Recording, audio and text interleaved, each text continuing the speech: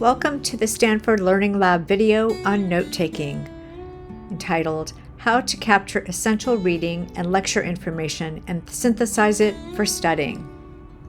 Taking excellent notes, whether annotating textbooks or note-taking during lectures, is an essential skill to master in college. Before we get into the details of how to take notes, it's important to understand that the purpose of note-taking is twofold. It is to comprehend the material and retain the material over time. While taking notes has been shown to be helpful as a means of staying engaged and focused during lectures, it's also part of the study cycle and a critical part of the learning process. The goal of this video is to demonstrate not only good note-taking practices, but to show you how to recognize what is noteworthy, either in books or lectures. Let's get started. The best methods for note-taking will depend upon the type of course you're enrolled in. Are you enrolled in a STEM or humanities course? It's important to be flexible and adapt your note-taking strategies depending on how your course is designed on Canvas, what supplementary resources are provided, and your professor's teaching style.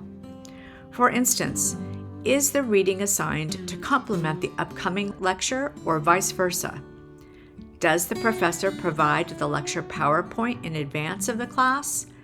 These questions will be helpful to consider when developing the best method of note-taking, and it's incredibly helpful to work with our learning specialists in order to determine the best methodology for note-taking based upon your course.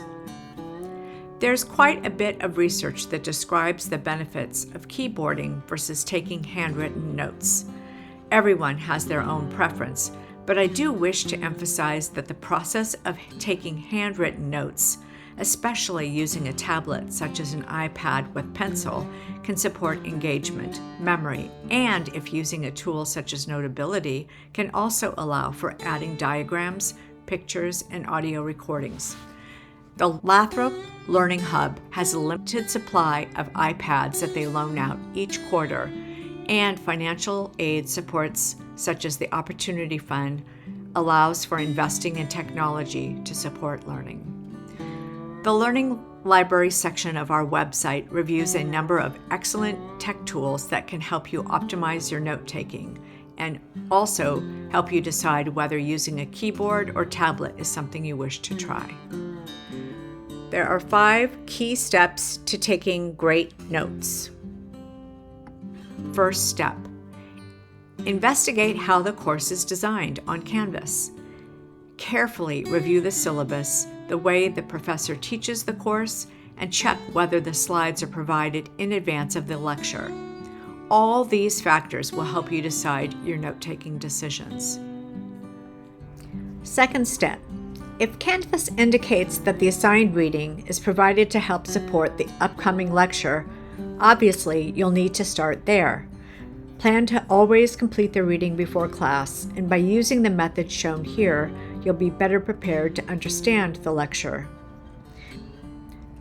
When beginning any new unit of study, one should survey the chapter carefully to become familiar with the content.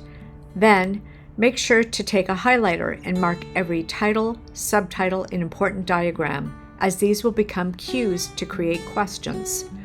For example, I've highlighted the heading, Orientation of Covalent Bonds, which I then turn into a question. What is the orientation of covalent bonds? Then, as I read, I rephrase the information that I am gleaning from the text and answer this question in my notes. The last step of annotating my reading material is to make sure that I review it, which I will describe in more detail in just a bit. Third step, review Canvas carefully to understand how the professor designed the lecture. As mentioned before, you'll want to establish whether PowerPoint lectures are available on Canvas and whether they can be downloaded prior to class.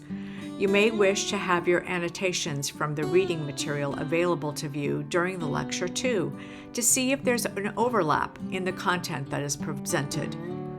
You'll want to listen for noteworthy information. And you may ask yourself, what makes the information noteworthy? Here are a few tips.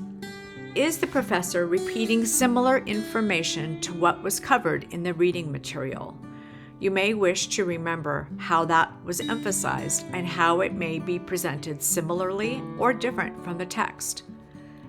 Does the professor write it down on the board or in the overhead? That is a signal that the information is noteworthy.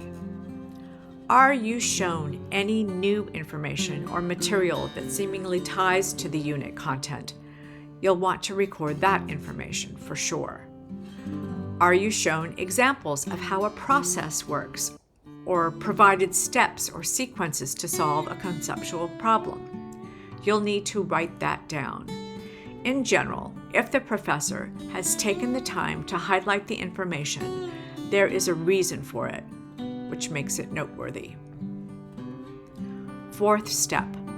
The fourth step is the most important part of the learning process, as it provides the opportunity to synthesize the information that you've obtained through reading and attending lectures towards developing a study document that will guide your understanding and learning even further. When combining your notes, identify all the key definitions and terms, processes and conceptual understandings in a way that synthesizes and makes visual all that you've covered in that unit.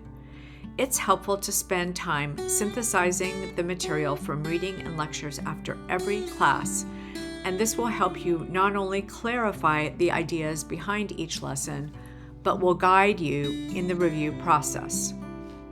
From these combined notes, you'll wish to create additional learning materials, such as tables, concept maps, and flashcards.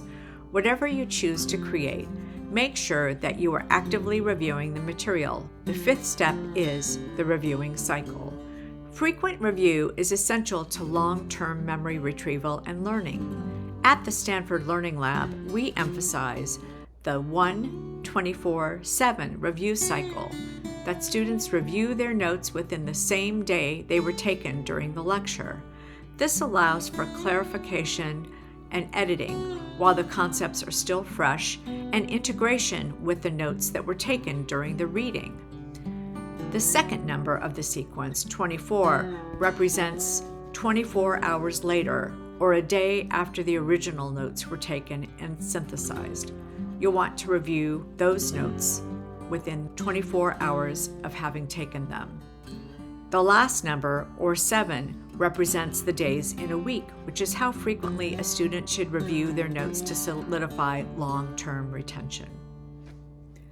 This is a lot of information to unpack, and as I mentioned earlier, every student within every class may need to individualize how they approach note-taking based upon their own learning needs. We do hope that this video sparks interest in you contacting us to set up an appointment, and that you'll find what works for you and the courses that you're enrolled in with our help. We have drop-in sessions available throughout the week and hope to meet you soon. Thanks, and stay tuned for more videos from the Stanford Learning Lab.